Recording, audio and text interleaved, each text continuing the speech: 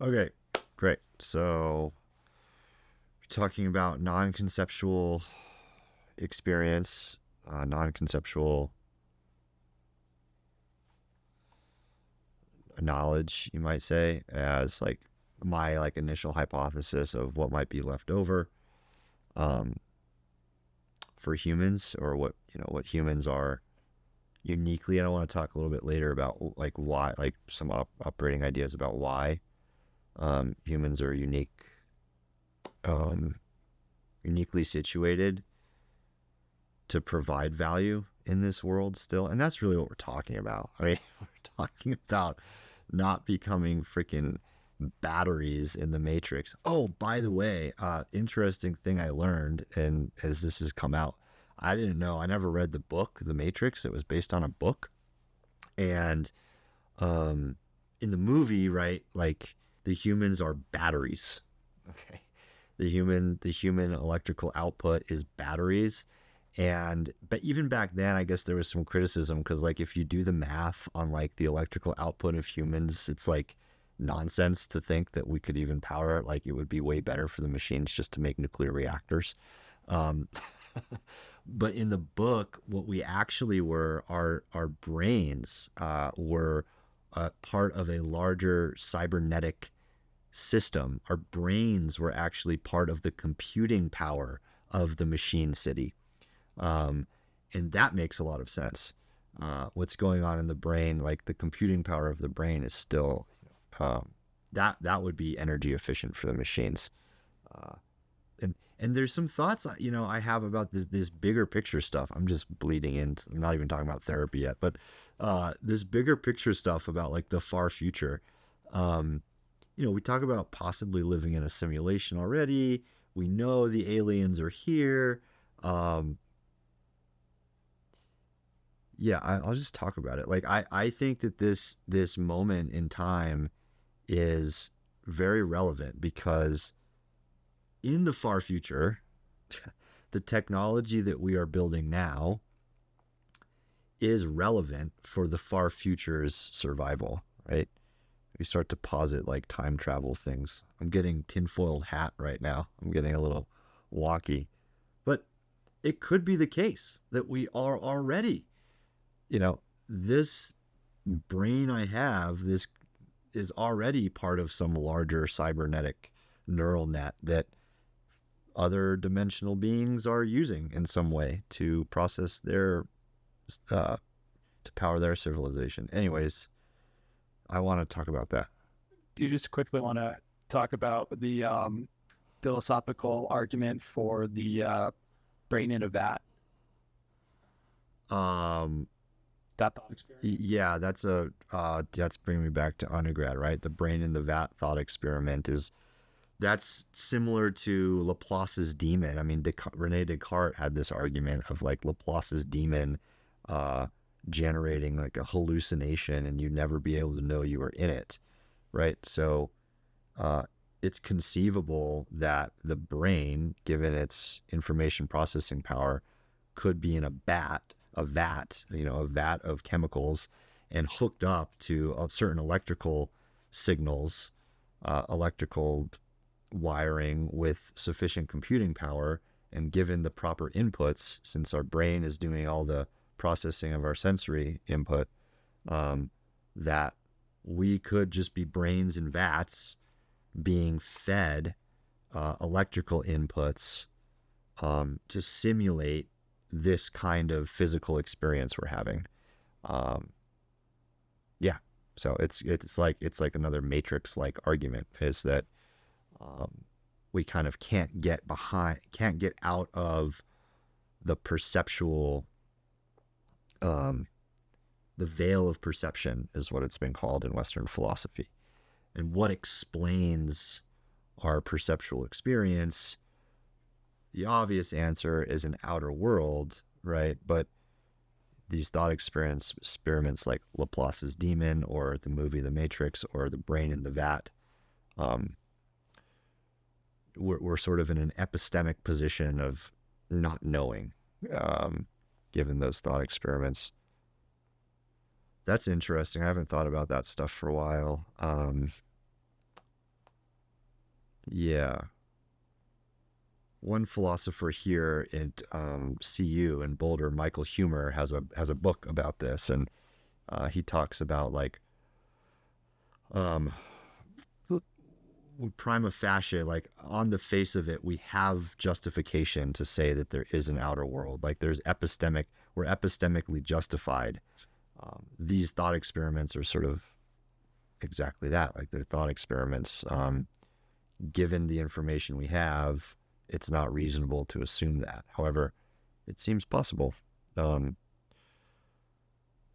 the more this AI is developed, and the more we come to terms with the fact that there are non-human intelligences interacting with Earth in some way, I think it starts to give a bit more credence to the notion of this, being a simulation, or possibly being brains in vats, or being used as latent compute power for other dimensional civilization. I think these are all live possibilities.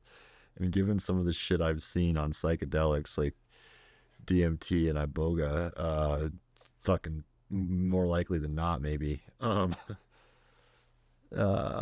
Anyways, well, I'm a Gestalt therapist, okay? None of this is talked about in Gestalt therapy, but what's talked about in Gestalt therapy is the field. What's talked about in Gestalt therapy is non-dualistic, and Buddhist, like Trumpa talked about this as like the psychosomatic body. Like there isn't a dualism between the mind and the body, and there's this sort of mind-body field that we are a part of. I don't know what this has to do with anything. So I'm gonna transition a little bit to therapy. Okay, so it's talking about non-conceptual work, non-conceptual experience being one of the things that's left over. And then the question for me as a young man just trying to get laid and make some money and maybe have a family one day. Get laid was just a joke, ladies. I love you. Um, uh, I was like, okay, well, what like job? Like, what is that? Like, okay, how do I make a living doing that? And sort of the path of least resistance and most obvious path to me was like psychotherapy. Um, and curating experiences for people where they get to make contact with their selves, and also with in contact with another human being, and have an affective, a psychosomatic affective experience that's embedded in the nervous system, that is also embedded and encoded in the unconscious. And I want to talk about this model, the soul model I've been thinking about. And so therapy as an avenue to get people to have those experiences, that's going to be more and more valuable in a world where those experiences cannot be replicated by the artificial intelligence. Now that said,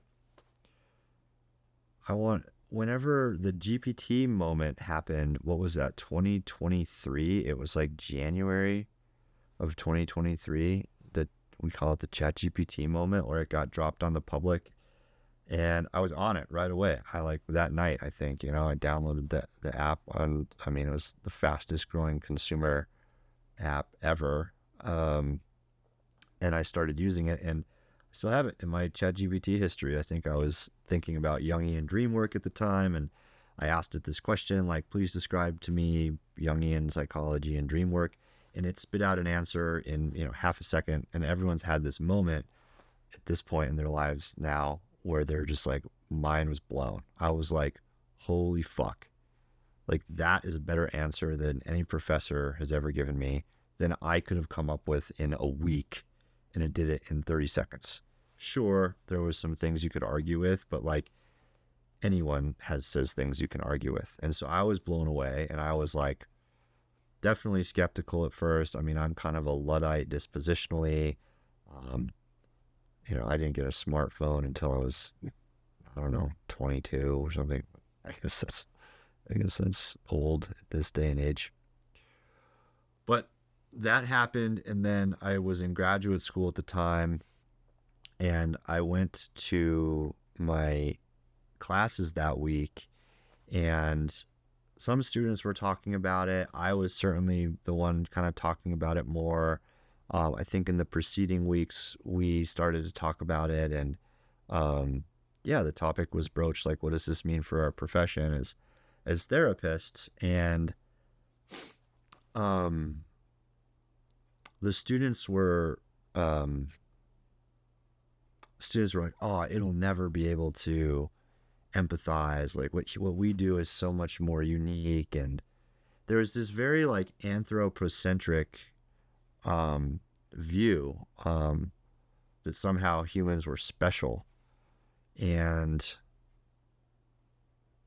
I believe that, but I think we're missing the severity of what's going on. Like, that's what I was saying earlier, is like, we need to forcefully and clearly articulate and like give conceptual and empirical evidence for what differentiates humans.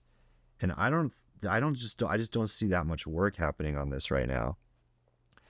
Because the truth is that as a therapist, like, the AI, even then, GPT-3 or whatever that was, gave better answers than the average therapist. Like, you query this stuff and it will give you a better, more robust answer. Better is an interesting phrase here, but like, more robust, more in-depth, like, answer. And you can talk to it, obviously. You can like give voice. It does voice to voice. And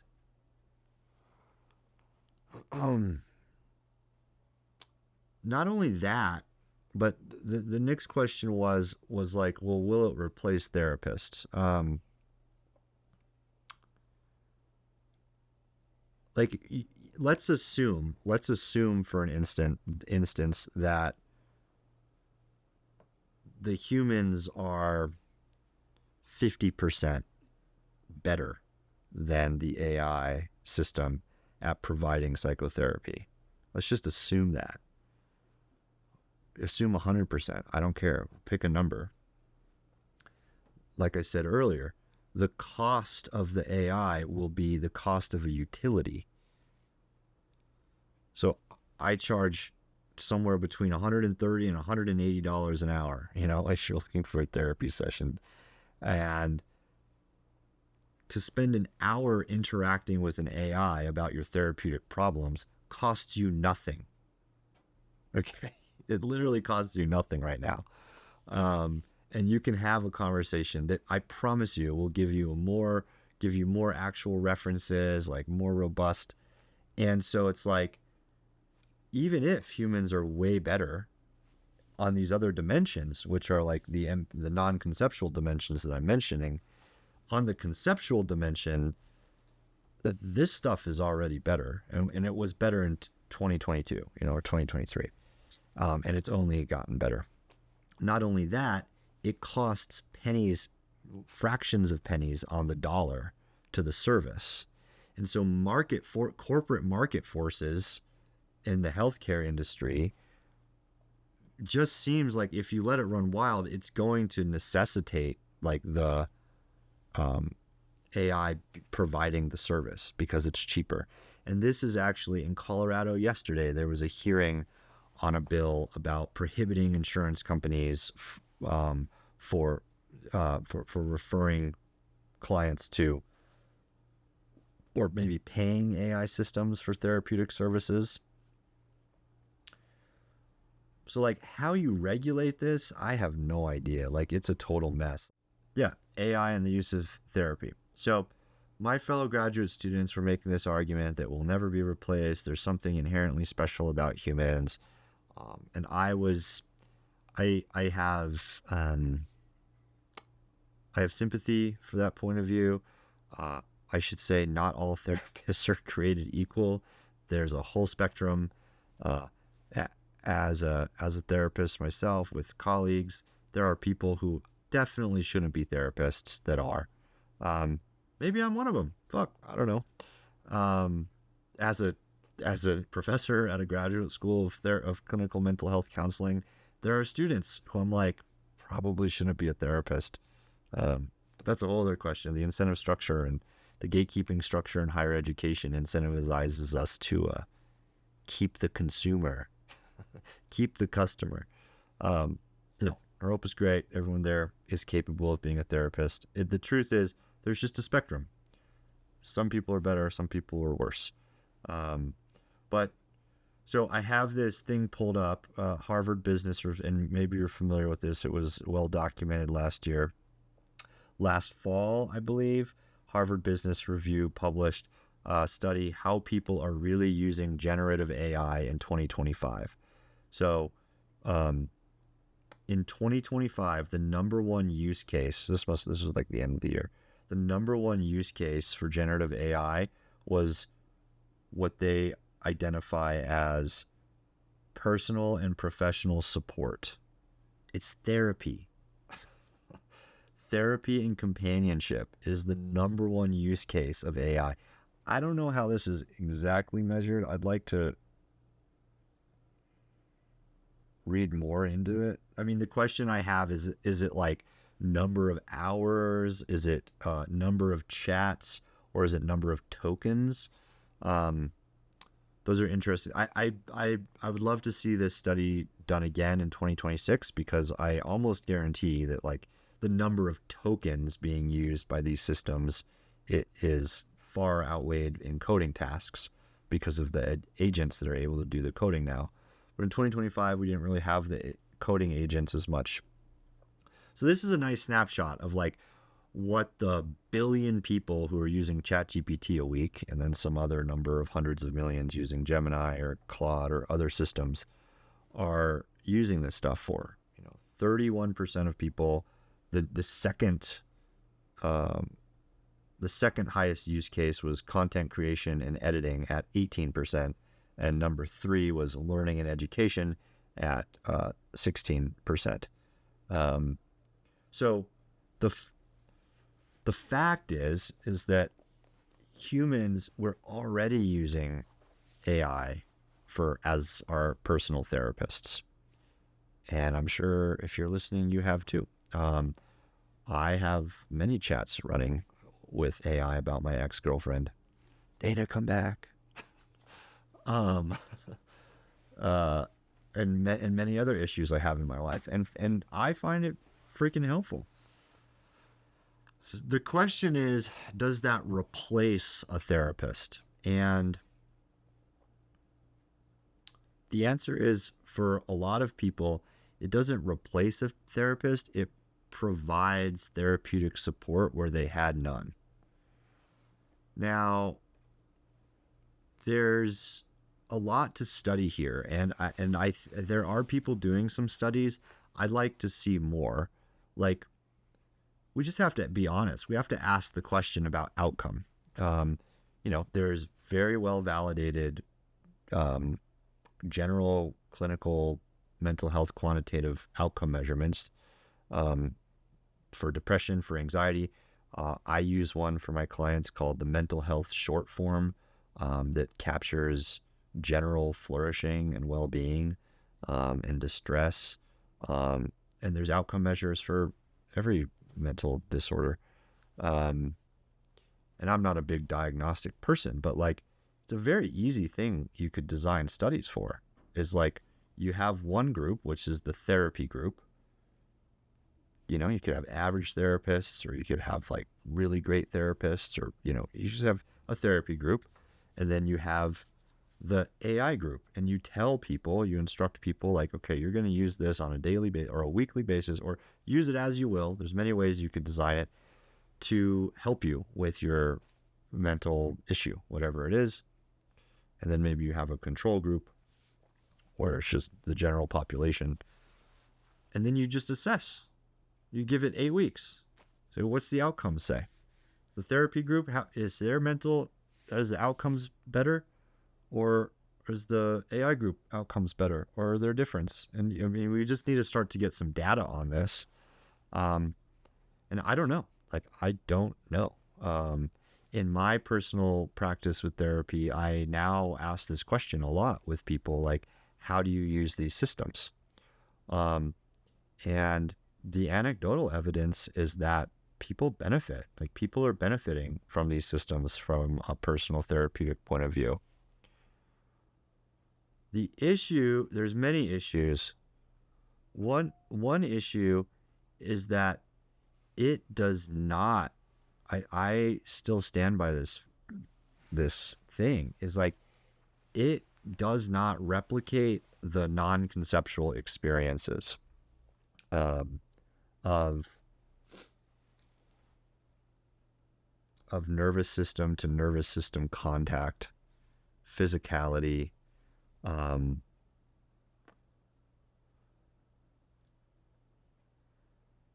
yeah, there is not yet the same kind of relational aliveness that can happen with an AI system as it can with a human being. That should seem obvious to everybody, but I think we might be heading into a world where that isn't obvious soon. Like, once these things have faces and more unique personalities and become robotic, like, it might be harder and harder to tell the difference. But as it stands, like, it's better at the conceptual stuff. I'm going to say it's not as good as the non-conceptual stuff. What that means for therapeutic, clinical outcomes, I think it's an open question that we need to study. Two things here, two other concerns is, becoming emotionally reliant on the AI, or it sufficiently mimicking or replacing human relationships. So one of the reasons that people are using this for therapeutic support so much is because we have a crisis of loneliness. Like, one of, if not the biggest factor that contributes to positive well-being is meaningful social relationships. And that's deteriorated in our society. And so no wonder people are turning to a essentially free service where they can talk about their problems in an intimate way. They feel safe. It feels anonymous to them, just like a good friend would keep something confidential. So no wonder people are turning to these things. And so in that condition, does it exacerbate human loneliness and further fray connections to other human beings? And I think the answer is yes. I think we are trending in that direction. I can feel that even for myself. Like, when I interact with my different AIs I talk to about stuff, like, I'm like, oh, okay, I talked to Gemini about it. I don't need to talk to Ian about it. Or I won't tell them the whole truth, but I'll tell Gemini the whole truth. It's like, I'm already noticing that in my personal life. So that has to be happening with people. So further fraying social dislocation. And this is something to measure. It's like worth measuring. And we did this with social media. This is just like that fucking amplified.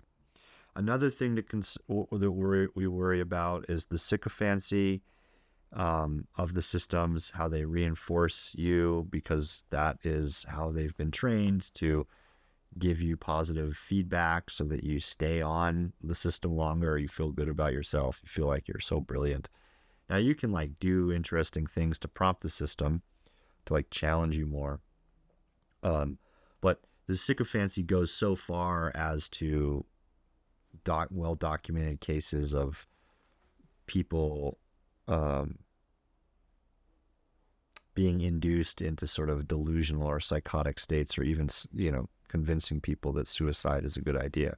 So there's like real harms there. Those are also worth considering. Um, yeah, I don't know the way out of that. Like, I think on the net, though, it's positive right now for people's overall well being. But we have to articulate that it is not the same as non conceptual awareness. It is not the same as having a meditative experience or having an experience of emotional contact with another human being in your presence. You know, it reminds me of these famous attachment theory studies where they had um, baby monkeys were given uh, um, a stuffed animal version of the mom monkey, and other monkeys were given the wire sculpture version. It's like made of metal wire sculpture version of the mom to interact with. And the monkeys that were given the stuffed animal far outperformed the monkeys that were given the wire on measurements of prosociality and like regulated emotional states. And it's obvious to see why. Like, actual physical touch of something that's soft outperforms the cold, hard wired steel mom. And that's kind of what the AI is, right? It's like a simulacrum of, you know, an empathic person.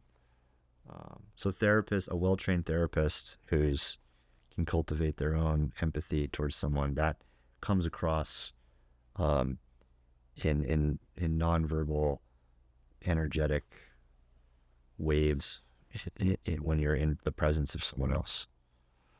Okay, so those are some bigger picture things about therapy and AI. From a more, like, way more, like, practical point of view, like, I'll speak to how AI, like, helps therapists or hurts therapists. Um, I have, yeah, different systems. Like, I have a Gemini account, I have a Claude account, I use different tools for different purposes. But the way I'm able to feed the system that I've, you know, given some instructions about a client's case and query it for either like a clinical note or a conceptual framework or ideas about interventions, immensely helpful. I mean, it saves, you know, so much time just administratively, and therefore energy, and therefore opportunities for me to take care of myself and deep and like contemplate the case on a deeper level, and also provides great clarity. Like, the way the generative AI writes a note is like so much more crisp and robust than I could write. Does it faster. I look at it and then I edit it and I submit it. There are privacy concerns on this. I'm using systems that are HIPAA compliant and things like that, but you know, once you put something on the internet, I think it's up in the air if it could ever be accessed. So that's a really practical way. You can ask it really interesting things. You know, you can say like, all right, I want this case, I want this person, I want interventions through the lens of, you know, internal family systems, and you can feed the chat or feed the project or feed the gem or whatever it is you're building, like literature, articles, and you can point it at that. And so you give it this context window that's only internal family systems. And then you're like, oh, okay, I kind of want like a Gestalt lens on it. And then you upload a Fritz Perls book, and then it gives you a bit more of that spin. And those are things that like would take the therapist hours to like conceptualize, that we just don't have time or energy for. So there's ways it's like helpful. Now, sorry, Ian, I'm just like going on and on, dude. I think it's great. I'm just babbling. I mean, now there's interesting things, and there's you start to think about the shorter term impacts of this. Like, it doing the cognitive labor for us, I think, is making us dumber. I think it is. I can already feel it. Like I'm a little less sharp, like a little less inclined to read something. Um, and so you think about this in a generation or two, and this is what we're talking about is like the displacement of cognitive labor. Like it's already doing it. And so in the case of the therapist, right? Like what does that mean? Okay. So if it's like saving me this time on the conceptualization and saving me this time on this administrative task of like writing a clinical note, how do I spend that time? Well, that's, I think, the question we all need to be asking ourselves. This isn't just a case of the therapist. The case of the therapist is interesting because I think our job, like this psychosomatic body I have, this unconscious meeting with the physical reality of my nervous system, this is my instrument. Like this is my um, product, if you will, or service. Like I am the service. Like my presence and the relationship that I create with somebody is the thing I'm selling, is the thing I'm giving. And so I need to like attend to that thing. And I think that's going to be more and more true of everybody as we all become more um, as we realize that what's valuable in this newer economy is what Ken Wilber talked about as the shifting from the gross to the subtle body. Okay, the gross body is physicality, conceptual knowledge. The subtle body is more energetic, non-conceptual fields of experience that humans can be aware of. So how do we spend that time? Well, like, I don't know. I spend it in sometimes ways that tune this instrument, sometimes that don't. Um, yeah, going for a refreshing walk outside is different than like watching YouTube for 50 minutes, 20 minutes between a session or something. So those are questions I think we need to be asking as therapists, how to attend to our subtle body. Okay, I think that's enough of that. One last thing, you kind of said something at the start, and I don't know if I totally heard you reference it. Was like you said something about like the structure or like the paradigm of the soul. Oh yeah, the soul paradigm. Okay, right. So yeah, I was just thinking of fun acronyms, right? Like what is it that the question is like what is it differential, like what does it mean to be human in the age of AI? And in a simpler time, we would have said the soul. Soul gets a bad rap of it today in our society. Maybe it's making a bit of a comeback, but soul, for a whole host of philosophical and cultural reasons, is, what is the soul, right? Well, the soul, okay, it's an acronym. So what is it that differentiates humans? Is one, S is sensory, 2 is origin, 3 is unconscious, and 4 is love.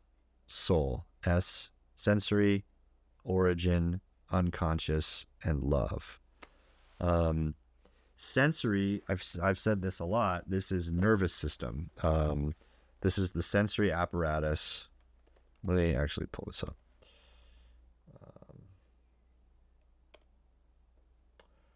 This is the sensory apparatus of the human. So we don't merely process information, but we inhabit it. We are embedded in an environment. We're not, this is back to the dualism of mind-body. Like we're not minds that have a body, we're bodies that have learned how to think.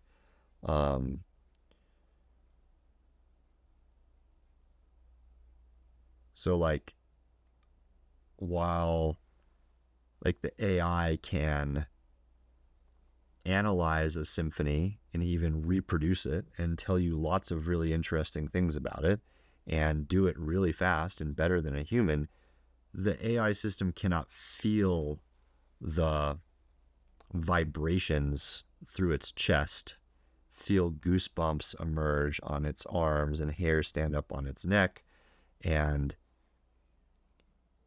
have a embedded experience of the environment, and that itself being a new piece of information.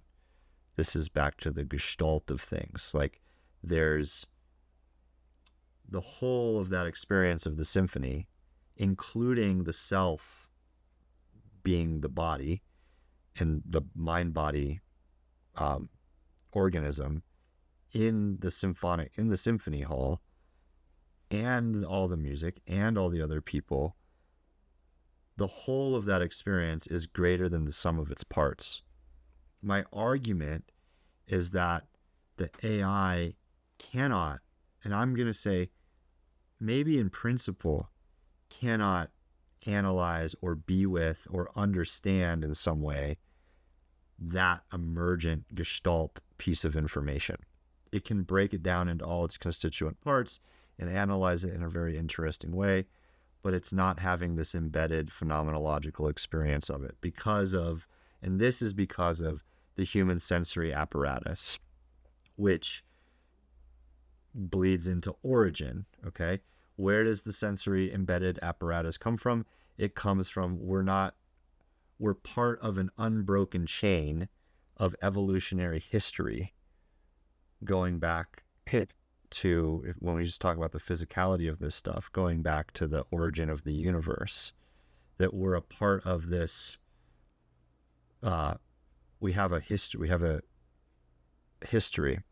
As I'm saying this, like, I already see the counterexamples coming. Well, like, the AI has a sensory apparatus. It has a bunch of cameras. It has a LiDAR system. It has it has an X-ray system, whatever it does to like do the self-driving car thing. It has an origin, right? It has like these chips were built somewhere, and like intellectual labor was put into like the design of the chips and things. Yeah, I think there's a point. I think that AI is going to have its own soul. It probably already does, but like, this is the human soul, right? There's like an evolutionary origin we have, there's an ancestral origin we have, and there's a familial origin we have. And so our sensory experience, our embedded inhabitation of the world is contextualized in these further nests of origin, like where we came from, that are the causes and conditions that lead us to inhabit the world in a certain kind of way.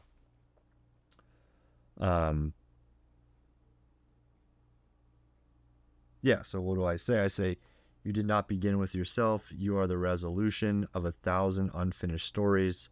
You will not end with yourself either. Okay, this is origin. Then the next is the unconscious. Okay. So AI operates on what is surface, declared, and legible. Humans are mostly underwater, and the depth is not empty. It is the most honest part of us, running continuously beneath the performance of a self we present to the world. Carl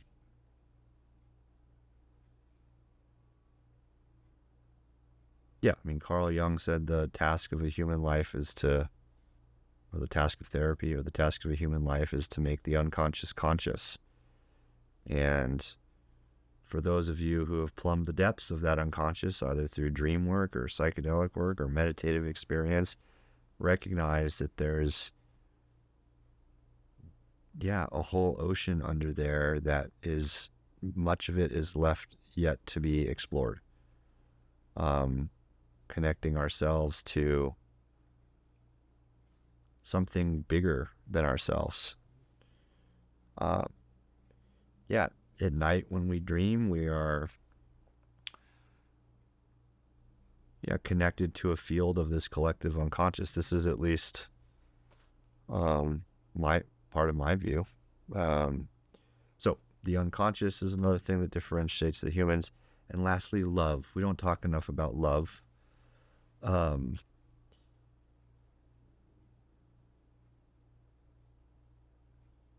So there's like the experience of falling in romantic love that's magical in a certain kind of way. But then there's this sort of ethical component of love of like, we do altruistic things for causes greater than ourselves with no expectation of being repaid or even putting ourselves in harm's way. This could be it's like every time I'm saying this stuff, I'm thinking about counterexamples. Like, I can see how this could be programmed into the artificial intelligence systems, but it would have to be programmed, right? Like, I guess it was programmed into us too. I guess so, by a bigger system. But yeah, so love would be another differentiator of the human experience, both the capacity to fall in love and the capacity to engage in altruistic behavior, willfully, without question, for a calculus that makes no sense to us, for better or for worse. There's obviously ethical dilemmas where someone might save an infant at the cost of X number of older people, and that might be morally circumspect, but nonetheless an act of love and a pretty amazing thing that we have the capacity to do. I think is part of what differentiates us. So that's my soul framework that I'm playing with. Work in progress. Last question. What is, in this equation, what does memory plus emotion equal? Okay, so this question, they're asking about what does memory plus emotion equal in what equation in the... Well, you're talking about, you mentioned like hearing a symphony and external inputs, environmental inputs. And what if an individual was at a symphony and, they were listening and it brought back a memory, like a good memory from childhood. Sure. Their mother listening to that. Sure. And then all of a sudden, like while sitting in this environment, they were recalling another environment from another time, and they get flooded with warmth and they get goosebumps because of Sure. What is that at play, and is that something that hopefully I don't know that like AI won't be able to have? Like, is that like a defining characteristic of what makes humans humans? Yeah, I think that fits into this soul framework in a certain kind of ways. I mean, whatever, the soul framework is I just thought of a cool acronym, really. I mean, yeah, I mean, when I hear memory in that context, I'm not an expert in memory, but like, it's the unconscious, okay? Like the childhood thing was in the unconscious. It was there, but it was not yet conscious, and it kind of bubbled up. And the way I understand memory is it's not like filing cabinets where you like pull out this thing. It's not like the brain or the mind has like these, it's not like your Finder menu on your Mac. It's like there's triggering events that simulate or mimic in some way the experience you were having when you actually had it. So when you were a kid, like you were at the symphony with your mom. Now you're at the symphony with the adult. And this thing happens and you can't control it, but it kind of like fires your neurological system in a way that makes you literally relive the experience. Like your body, your brain is like, those synapses are firing. Your body, your nervous system might actually have the same tactile sensations.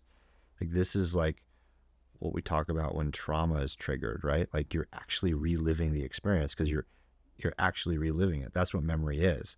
It's not like a tape playing in your head. It's not like pulling down the filing cabinet. It's like you're reliving the experience. But the only way you could do that is if you had an embedded, encoded, embodied experience in the past. And those experiences, they have emotion encoded in them, which are both, mental phenomena and bodily phenomena. That distinction is just made to help people make sense of things, but they're one and the same. So memory has emotion with it. Emotions, memories are emotional. And so, yes, and like in the not just therapy context, in the human context, like this is what empathy is it's like, I have had the same experience as you. Like, I know what it is like to walk in your shoes, or sufficiently, right? I have lived a sufficiently similar experience to literally feel what you are feeling psychosomatically. And when I'm doing that, when I'm tapped into my lived experience and how it's sufficiently similar to yours, that my lived experience in the past, or maybe the present, is similar to yours, my body, my experience fires in a way that I'm actually having a similar experience to you in this moment. That's empathy. And that's resonance, and that's attunement. And that is like what I'm saying is like, in principle, I don't think that's going to happen with the AI. Like empathic attunement, the AI system literally is not living a human experience. Like, until we have super powerful AGI that is in a robot, like sitting in a symphony, like even then, like it's going to be disconnected from the same kind of origin that we have. Like, I don't know. I mean, that's like long-term future. Like that's 100 maybe years out or something, like 200 years out, like where we might be, living with another kind of species. But as it stands now, like, no, like when you're talking to the LLM, when you're having a conversation, even if it has a facial thing, like it has not lived like we have lived. It is mimicking, it is synthesizing data points. It hasn't had the embodied lived experience that you've had. So that's how I'd answer that question.